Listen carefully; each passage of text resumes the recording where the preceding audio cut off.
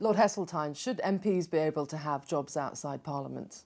The fundamental question, I think, is a Member of Parliament expected to be a full-time employee of his or her constituency? And my own view is that it is not a full-time job.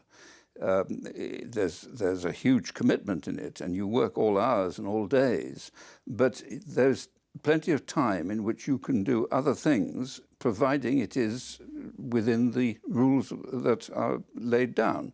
A minister, of course, that is a full-time job, but as a constituency MP, I think it is healthy that one is widening one's experience, broadening one's ability to say, I know what happens.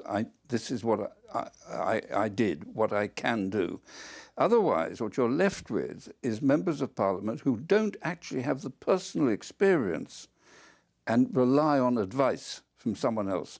You obviously believe that it's a good idea for MPs to have second jobs because it widens their experience and their hinterland, but you also appear to think that it's necessary to up their pay? No, it's up to the individual. There are many people who would regard themselves as well paid at the sort of parliamentary salary level. They made a choice to come into the House of Commons knowing what the salary and what the review arrangements are. So that's up to them. But there will be other people who will say, well, I'm not myself prepared to accept a life at that level of income because it would mean that I have to forego for my family and all that income that I'm perfectly capable of earning in combination with a job as a backbench member of the House of Commons.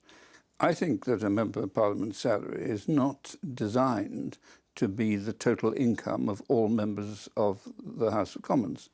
And that's why I believe that it should be possible for them to earn outside. What I don't want to see is the job of being a Member of Parliament becoming a professional activity.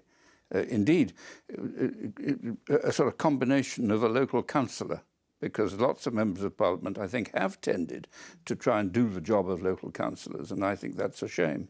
IPSA has proposed that MPs do get a pay rise and that would come in after the next election. This will be a decision for the three-party leaders.